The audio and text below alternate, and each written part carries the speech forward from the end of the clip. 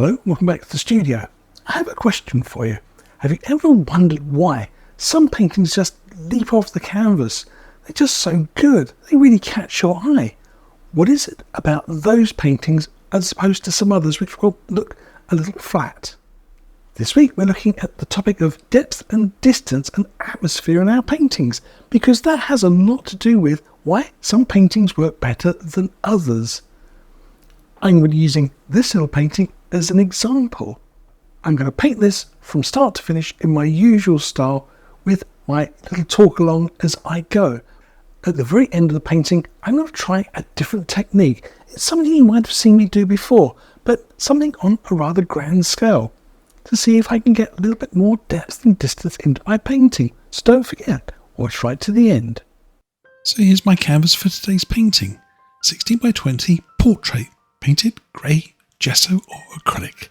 And this is my reference photograph. A lovely mountain scene with some very distinct areas to play with. Let's start by doing some sketching in acrylics. On my plate I have some white and black acrylic and a few drops of water and a small round brush. I want a colour that's just slightly darker than the background canvas. Cut! Where's the cameraman?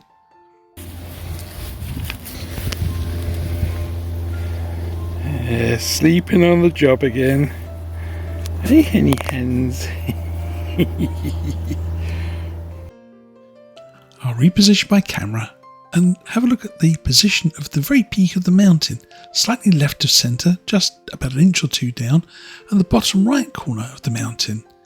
In actual fact, it looks like, well, rather like a big sort of diamond shape on an angle. So that's what I'm going to go for. But just using a sort of watery mixture of grey, gesso or acrylic, I can just do a rough sketch. I can measure things out, add little lumps and bumps as I go. This is quite an easy way of painting a scene before you commit too far with colour. It's a technique called grisaille, or greying out. You see here, my proportions are slightly off, but I don't think it'll matter for the scene. Let's add a few more layout lines. The great thing is if I want to change something, I can just simply pick up my grey gesso that I started with and just paint it out. If the paint's still wet, I can just rub it out with a baby wipe. Learning to sketch using an acrylic base for an undercolour is a very nice technique. Something you should try. Now, you can see here that this part of the mountain is a little further forwards. So I need to really divide this big diamond shape up into some sections. Once you have the big areas cut up, then you can do the smaller detailed areas. The next part of the grisaille technique is to block in the darkest darks. To create something called a tonal mapping, an easy way to lay out highlights and shadows in your painting. As you see, I look at my reference photograph in grey.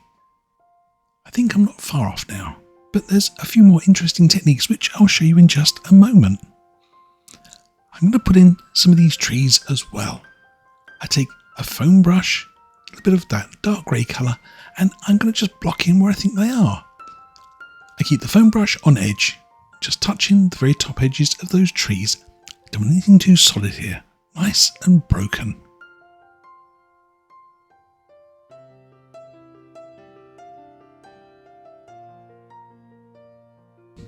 Where I approach another layer of trees, I just change my colour slightly. I make it slightly lighter. It's an easy way of keeping the tonal map in position. For the water, I simply use my foam brush on its side, just rub in some of that dark grey colour. You can see I varied my tones a little bit so I know exactly where I am in my painting. But I think I need a little bit more light on this water. I made it a little too dark and solid. My mountain, I want to put in some mid-tones. So I have a few highlights, some lovely darks, and now I have the rest of the detail. Now, time to stand back. Let's have a good look at our painting from a bit of a distance. Here you see, I'm looking at the various shapes and sizes and proportions of things. Not bad, I think. Maybe a few of these lines are slightly off, but I don't think it'll matter. But want to see some magic? Watch this. I turn my painting upside down at the reference photograph. So now we only see shapes and sizes. Time to let this dry completely. So here's my painting so far. At the grey stage, or the grisaille stage as the French would call it, by using just a single tone of colours, I'm able to map out my painting completely, make small changes and adaptations as I go along. Did you also like that little trick at the end there, where I flipped my painting upside down and looked at the reference photograph upside down as well? By not looking at a familiar sight, but by looking at just shapes, we get a better idea of how well we're doing when we map things out. Try it next time you're doing a painting which you think you're getting a bit lost on. Flip them upside down, stand back and have a good look. See if you can spot those shapes, like the big diamond for the mountain here, or maybe this large little wedge of colour here for the water. Learning these little tricks and tips can make a huge difference to your painting experience. I think it's time I turn this into colour. Sit tight. Time for some oils. I'm going to be using this Bob Ross liquid white oil paint. I'm going to use this for my background sky and mountain. I've got some in a small airtight container, and I've got one of my old Bob Ross brushes with an orange tip to tell me it's a worn paintbrush. I take a small amount, just enough to scrub in. Now, it's important that we don't put on too much, and only in the areas in the distance at this stage. Here you see, I scrub it in and I go right over the edge of the mountain too. It automatically makes that background mountain fade a little more. Scrub it on thin, then give it a little fingertip test. You want to be able to see your fingerprints through this. If you can't, you're putting on too much. I'll put a few more dots on and then scrub it in well. Here you see, my mountain has a definite blue cast to it, sort of a faded look, even over some of the shadowy areas, compared against the dark green colour. We've got some work to do. I dry clean that old 1-inch brush because I want to use it again for my background sky. Here's my starting palette: white, Prussian blue and a little touch of black, but Prussian blue is where I'm going to start. Just a small amount tapped into the brush. Make sure you work it into the bristles really well. And I start in my corners as usual. If it's too strong, I would rather it be there than, well, right in the middle of my painting. I add a little, and this painting's got a very definite sort of angled stroke to it for the sky. You'll see that in the reference photograph. Lots of lovely streaky clouds. I come back and vary my colours. I've added a touch of black to it just to grey it down slightly. Carry on scrubbing in that colour, keeping that lovely angled stroke. Now, don't get too in love with your photograph. We can sometimes get too stuck looking at it, trying to reproduce it exactly, and, well, it can be very, very frustrating, so don't try. Next, some clouds. I load a fan brush with a nice amount of titanium white paint, and you see there I'm practicing my wiggly stroke. That's it. Get a bit of a sort of a jittery hand effect going. Let the brush sort of bounce and jitter across the canvas. But you want these clouds to be nice and broken and quite soft.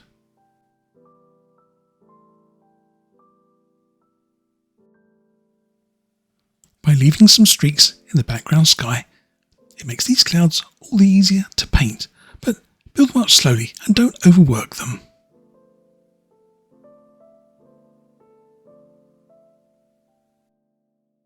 Let's paint the mountain.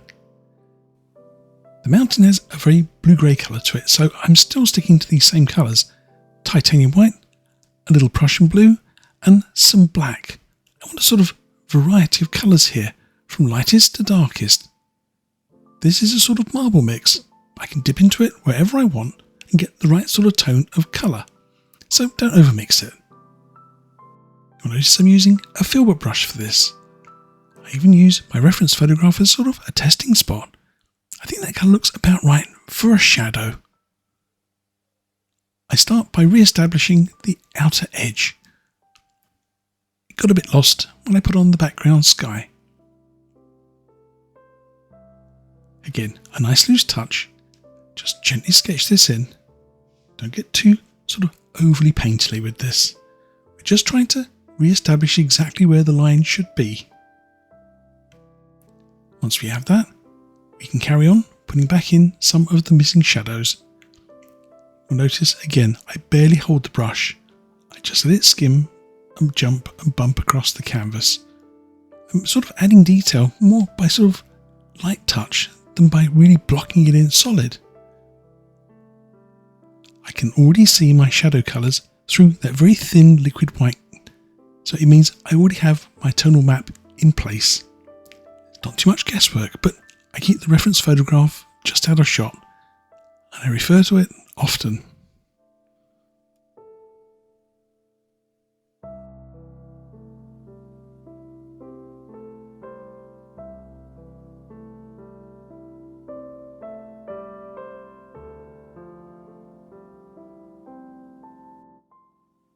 Here you see I offer up the reference photograph for comparison, and I'm pretty pleased with it. I don't think I'm too far away, but it is a bit stronger in colour, and this has a definite blue cast to it. We'll deal with that later in the painting. My mount looks okay, but does look a little bit dull. I've added some alizarin crimson to my palette. I want to add a little tone to my painting, a little lavender or mauve colour. So I've put some alizarin crimson with my Prussian blue black colour. Surprisingly enough, that lavender tone really increases the vibrancy of my painting, and it looks a little darker than the blue black colour I originally had. Sometimes picking a colour like lavender might seem counterintuitive, but give it a try. You'll be surprised how often a lavender tone can really make a big improvement in your own paintings. I go back over some of my shadow areas and redark them again, and I'm very pleased with the end result. There's a small amount of highlighting on this mountain, and I'll make some titanium white and yellow ochre on my filbert brush. I want to just lightly, again, skim the surface of my painting here. Not too dark, not too solid. I still want some of that greyness to be grinning through. So I just follow the line. You see from the reference photograph that maybe even it needs to be a bit more sort of to the brown side. But this will do to get the initial sort of layering in.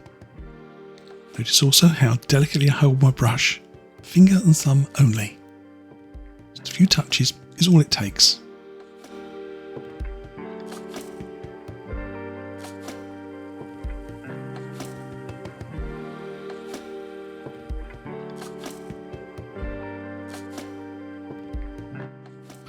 I carry on, gently building the mountain. Once again, I work in sections, background, midground and foreground. It means you don't have to sort of try and tackle the whole mountain in one go. Pick a section at a time, use your reference photograph, you'll find it a lot easier. Dry clean this filbert brush. I want to use it again. This time I'm going to use a little bit of black, a touch of sap green, maybe even a touch of cad yellow with it. I want to put in the indication of a little bit of sort of vegetation on the slopes, because this isn't actually a snowy mountain, I don't think. It's more of a springtime. I just touch, see if I can get some of this colour to sort of stand out. I think I could do with just maybe a touch more highlight with it. But this is a good start. Now this section isn't actually in the reference photograph. I made it up. Once again, it's my world, and I think I want sort of a lowland area with a few nice grassy banks. I'm going to use my fan brush that I painted my clouds with for some highlights. Still got some titanium white in it, but it's okay. Cad yellow, a little touch of sap green. Notice how I just press my brush into the paint, drive a little bit ahead of the bristles. Remember, the light is coming from the right hand side of my painting, so I really want to see the right hand edges of my mountain a little brighter. Tap and add a little bit of highlight. Stand back occasionally. Make sure you don't overdo it.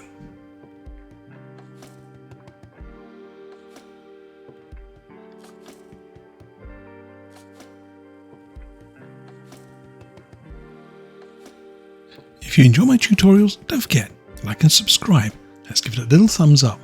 If you want to go a little further, you can even support me with a coffee. I spend all the money on more paint supplies. Thank you. Links in the description below.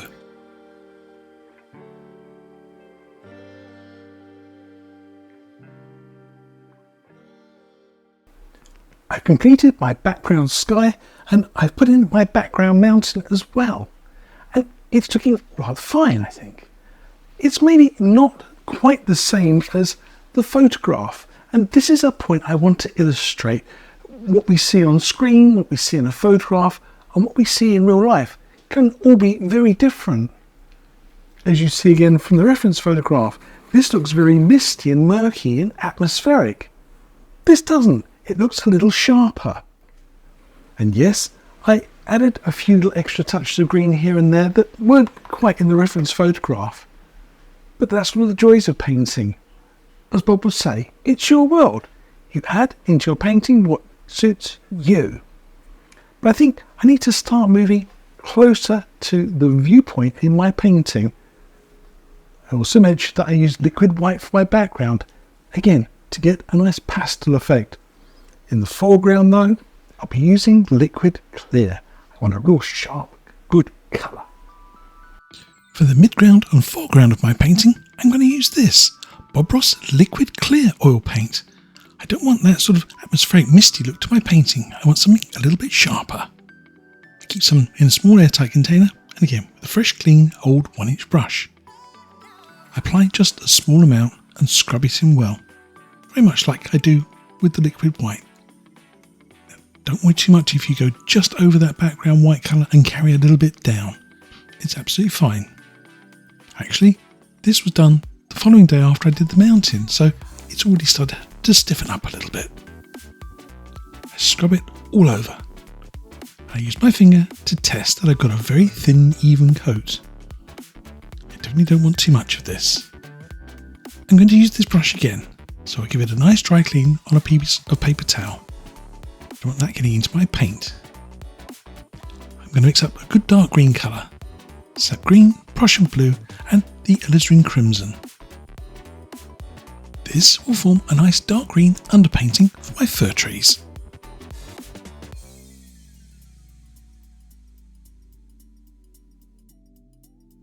I'll use a nice clean dry fan brush for this next step. Groom it well to that dark green colour. Make sure you load the corners especially well. Notice how I hold the fan brush with the end of the brush held nice and high. I use just the corner of the fan brush and strike with a bit of a downward skid. I want to create the tips of these little fir trees. Now you see why I wasn't particularly bothered if any of that liquid white got into the edge of my shapes. I'm going to just reinforce them anyway. I build up the layers of fir trees, tapping downwards. This creates texture. The next stage is I'll be adding some highlights, and this textured surface will give me an extra little bit of grip that I need. I'm going to add a few branches to some of the bigger trees. You'll notice I use just the very corner of my fan brush, just tap gently. Notice in the reference photograph, just make out the shape of some of the tree branches. Just a few, you don't need too many.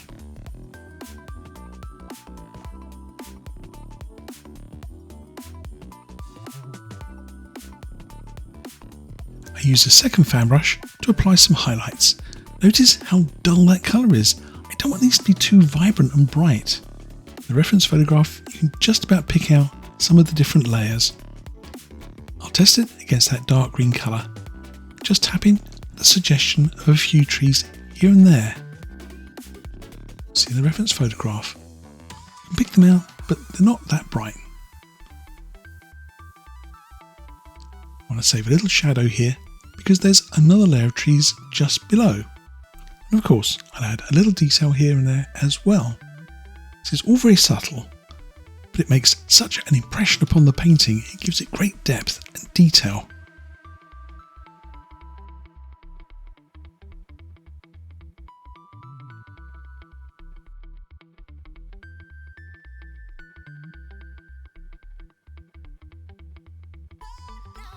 Now, Let's repeat that process for the trees on the left hand side. I'll use a little time lapse for this.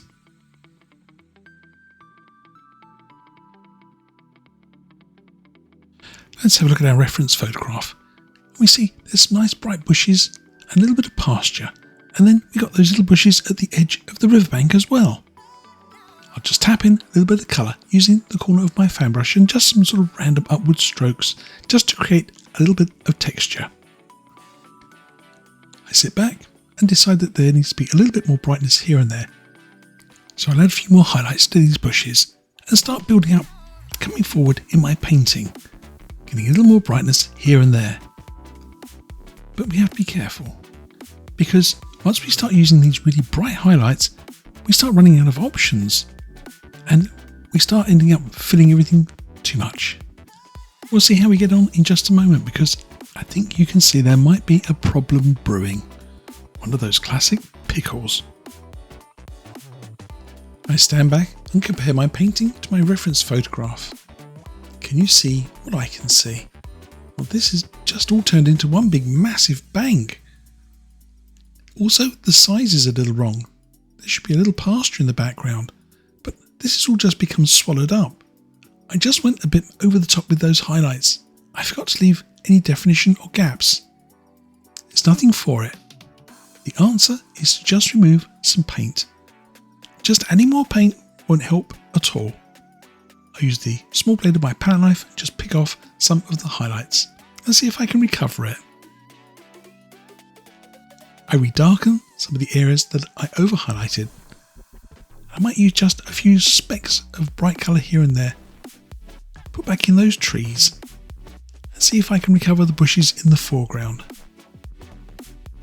It does matter if you have to do this several times, but it's worth taking your time to get those perspectives right. Here you see I'm just dropping in the suggestion of a little bit of pasture land. My bushes in the foreground have shrunk considerably in size, but there is a little bush right on the edge of my painting which I want to drop in. I'll use just the point of my palette knife and a few dots of highlight, just a few bright spots. I'll also use a few dots of that bright colour, maybe to put some flowers on the little pasture in the background. Once again, I want to define that edge a little more strongly. I want it to look as though there's depth and distance in my painting. Take care when you're doing your own paintings to make sure you don't jumble things up too much and squash them all into one big area. I'll use a little more time lapse to underpaint this dark trees and bushes on this right hand side. So it's just a repeat process. I paint each one individually. I don't just mash it all together. And then I come back with some bright highlights. Cad yellow, sap green, and a little bit of Indian yellow. Try and paint little individual bushes. So this is part 2. And the paint wants to be a little bit thinner and oily so it sticks to the dark green underpainting. I'll adjust a few, take my time, then just tap in a few more. Try and save a little bit of a shadow line here and there between one tree or bush and the next one. I think this tree in the background wants to be more of a focal point, so once I've got my highlighting brush out, I'll give this one a little bit of a zinger. It won't take much, just a few extra touches of highlight on that right hand side. So here's my painting after another hour or so of painting. It's coming together quite nicely, but you see how I got myself into one of my classic pickles. I got my perspective lines wrong. This was coming in far too steeply and it was really throwing my eye out. I took a moment to stand away from my painting, behind the camera, and have a really good look at it and compare it to the reference photograph. Once again, I urge you not to get too in depth with your photographs. Use them for inspiration, but they shouldn't create too much perspiration. But it was obvious that something was wrong there and I needed to make a change. So you see, I went back in and I scraped away the paint and repainted a section. And again, this is another important thing to do. If something doesn't look quite right, stand back, analyse it. Take away paint. Don't keep trying to pile one layer on top of another. That's how you become a real expert mud mixer. I should know. I'm not 100% sure about my colours. I think they're a little off still. but again, only in comparison to the reference photograph. If I set fire to it, you'd never see it, and you'll think this is okay. It doesn't mean to say you've got to set fire to your reference photographs, but of course, you won't see the two of them hanging side by side on the wall. The last section to do is the water, and how am I going to tackle that? I quite like the colours, that lovely sort of green aqua colour, but it's obviously been taken at a very sort of slow shutter speed, and the water's rushing past, and it's all just a big blur. Do I go with a big blur? Will it work as a painting? And that's another little important factor.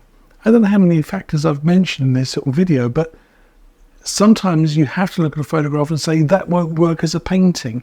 It'll just look like a real mess.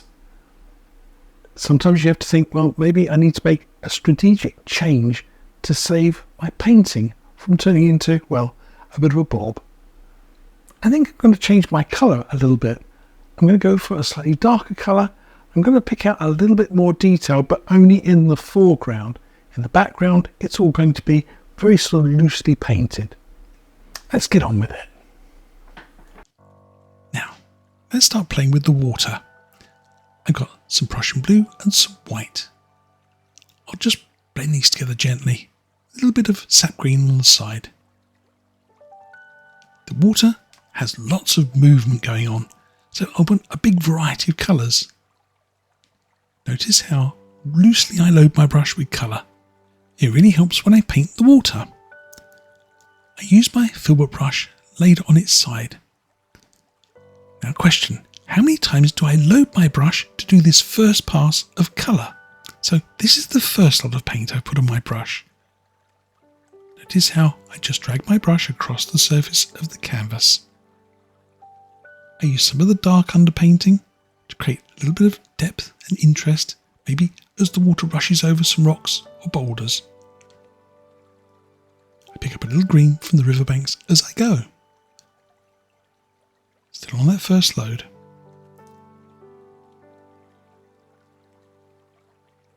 I've added a little bit more, and I'll carry on.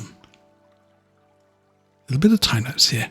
I speed through this process, just scrubbing in that little bit of colour.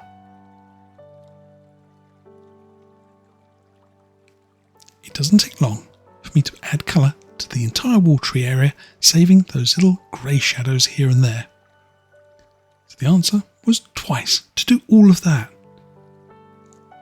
I've got quite a transparent colour on my brush, which means that I can go over it with a second pass, picking out some of the highlights, some of the little zingers of light bouncing off the surface of the water. Be careful again not to lose all those little dark areas. Just here, it looks like there could be a rock, and the water is bouncing over the top of it. I absolutely adore painting water, and fast moving water is a challenge that I love to rise to. I think I need to add a little more interest, so I'll put some green in here. Just a few swipes of the brush and then blend it in slightly. Watch this technique. On my third pass, so the third layering of highlight, I'm doing the foreground water. I hold the brush extremely loosely in my fingers. Just allow it to tap and bump.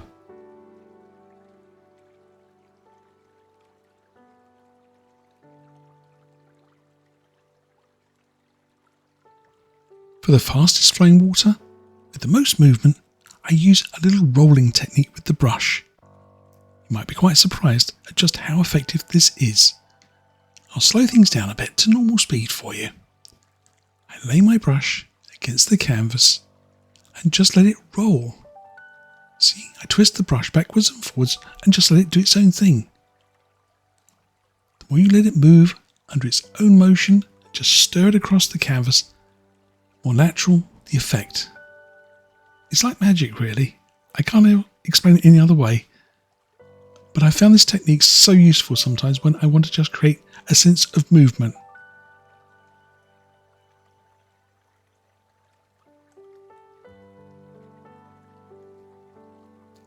And if I can give you one final top tip, it's don't be tempted to come back and tidy it all up. We are great tidiers of our paintings, aren't we? I want to add a few little rocks and stones and pebbles to my painting, so I select a small round brush for this. I put some dark sienna onto my palette. I'll load the brush well with this, and these are just pebbles and stones, maybe for a small beach area. Just a few touches. Remember, they're sitting down in the water, so the bases of them want to be flat or flat-ish with rounded tops. I'll add a few on the left, a few further downstream, and a big patch of them on the right-hand side. But you add as many or as few as you wish for your own scene. This just helps to sort of bring the painting together a bit, breaks up those sort of very straight edges. We don't want it looking like a road after all, we want it to look quite natural. To highlight the rocks, I add a little yellow ochre to some titanium white. Again, it doesn't have to be particularly clean. In fact, I use that same grubby brush. Remember, the light comes from the top right-hand corner of the painting. So I just touch and do a little sort of looping stroke here. I just want to add the suggestion of brightness. Now, these look a little too bright here. They really should be in the shadows. So I'll do something about that later on when I tone things down.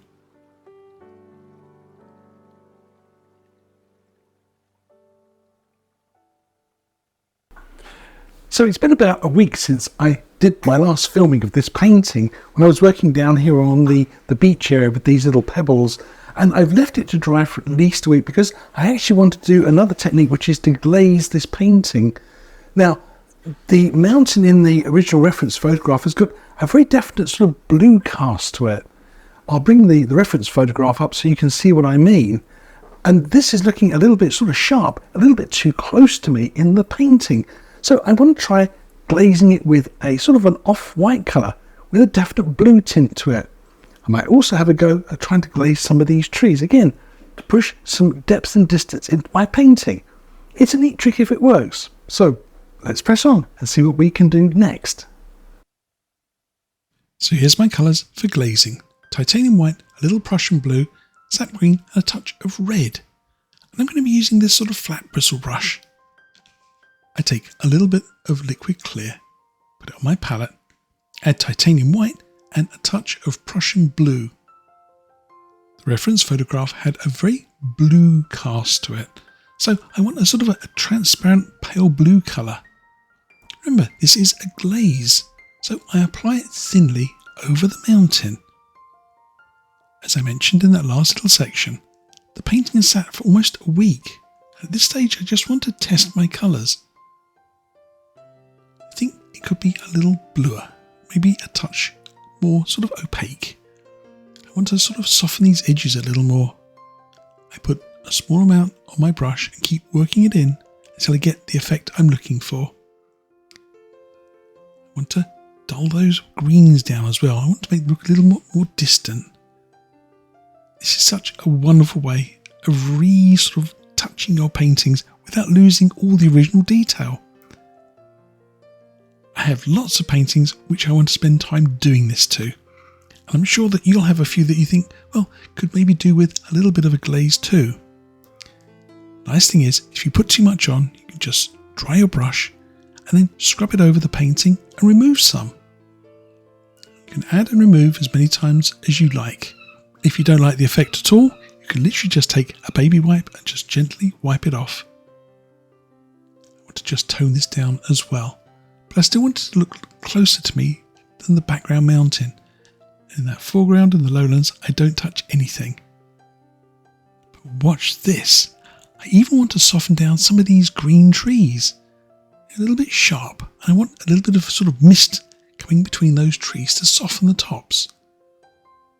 It doesn't take much, just a little wiggle of the brush to introduce a sense of depth and distance and more atmosphere to my painting. I'll leave these ones bright and sharp. In the distance, I'll add a little bit more of that misty effect. It helps to push those areas of my painting further back. Those trees on the right get the same treatment, but do be careful not to put too much on. You can wipe it off again, of course. And I also want to make sure I don't have that dark line above the trees on the right hand side. Looks a bit obvious, doesn't it? Well done, I fixed it.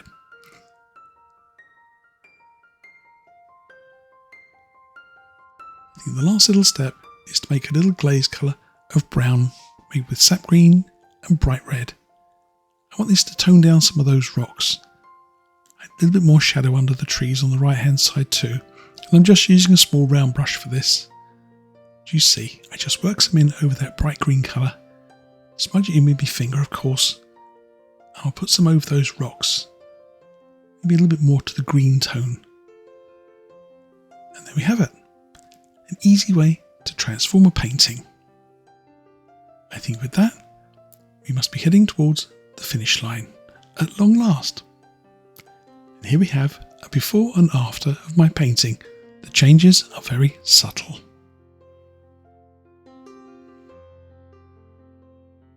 So now you've seen the painting done from start to finish, and you saw that really powerful technique of using a glaze to introduce depth and distance into our work. And it's something that you can do to many of your paintings, even ones you've done in the past that are sitting there looking a little bit, well, forlorn. They need that little bit of extra something.